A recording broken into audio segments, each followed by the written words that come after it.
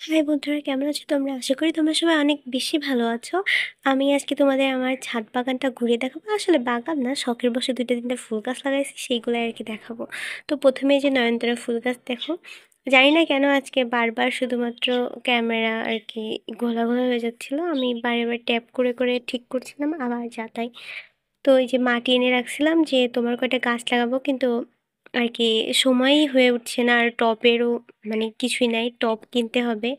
তো আর এই যে গাঁদা ফুল গাছ লাগিয়েছিলাম অনেক আগে, তো সেগুলো একটু ছোট ছোট হয়েছে, মানে আগের থেকে একটু বড় হয়েছে, বাট ছোটই আছে এখনো।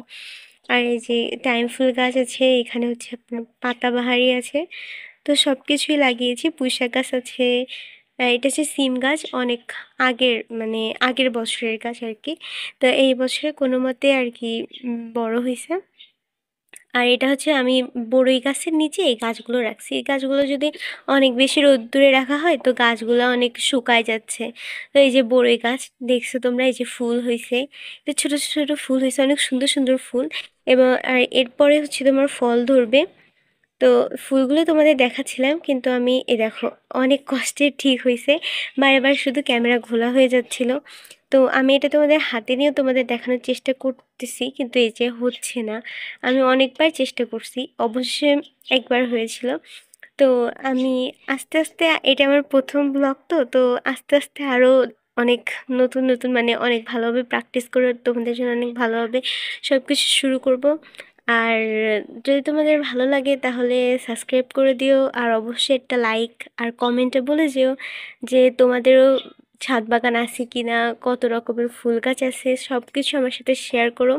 পরের দিন সকালে আমি আবার গেছিলাম, তো দেখো কত ফুল ফুটছে পরের দিন, মানে সকালে এটা হচ্ছে যেহেতু টাইম ফুল, তো 9টার পরে এই ফুলগুলো ফোটে, আর বিকেল হইতে হইতে সব ফুল আর কি বুঝে যায়। তো বৃষ্টি হয়েছিল, তো দেন বৃষ্টির পরে আমি গেছিলাম, সেই জন্য এরকম ভিজা ভেজা সব কিছু। তোমরা দেখছো যে এই যে এই গাছটা যেটা হচ্ছে সূর্যমুখীর মতো ফুল ফুটেছিল, ওইটা হচ্ছে আমি রাস্তার পাশ থেকে তুলে নিয়ে লাগাইছি। এটা এখানে শুধুমাত্র আমি রেইন লিলির যে গাছটা ওইটাই কিনছিলাম, আর সব কিছু আমি ডাল কেটে লাগাইছি। দেন তারপর হচ্ছে তোমার যে বীজ আছে, বীজ থেকে হয়েছে এইসবই। আর আমি তোমাদের সাথে শেয়ার করব যে ডাল কেটে কিভাবে লাগালে আর কি গাছটা অনেক ভালোভাবে আর কি বড় হয়, তো দেন গাছগুলো বাঁচে। তো আমি সব কিছু তোমাদের সাথে শেয়ার করবো, আর অবশ্যই আমার চ্যানেলের সাথে জুড়ে থেকো। আর ভালো লাগলে তোমরা অবশ্যই একটা সাবস্ক্রাইব করে দিও, কেননা সাবস্ক্রাইব করলে আমি বেশি মোটিভেশন হব, আমার চ্যানেলটা আরও বেশি করে গ্রো করবে, তোমাদের সাথে অনেক কিছু শেয়ার করতে পারবো। আর যে গাছগুলো দেখতেছি এগুলো সবই আমার নিজের কষ্ট করে করা। জানি না, যেটুকু নিজে নিজে পারছি, যতটুকু হয়েছে তো ততটুকুই শেয়ার করছি তোমাদের সাথে। যে দেখো কত বড় বড় ফুল ফুটছে, এগুলো মানে নিজে ক্যামেরায় হয়তো বা অতটা বোঝা যাচ্ছে না, তো নিজের চোখে না দেখলে এটা বিশ্বাস করার মতো না যে এত সুন্দর হয়েছে। আর যে নিচে যেগুলো দেখছি এটা সব বীজ পড়ে পড়ে হয়েছে। আর অবশ্যই এই যে যেই পর্তুলিকা গাছগুলো, এখান থেকে বীজ হয় এবং বীজ হয়ে গাছ বড় হয়ে ফুল হয়েছে। দেখতে পাচ্ছ যে পুরো তলায় গেছে।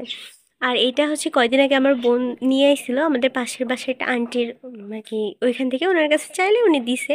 তো সেইখান থেকে হচ্ছে গিয়ে কয়টা লাগাইছি। এই যে দেখো কত সুন্দর করে ফুটে রয়েছে ফুলগুলো, সত্যি ফুলগুলো দেখলে যেন মানে মনে হয় যেন ছোটোখাটো একটা স্বর্গ।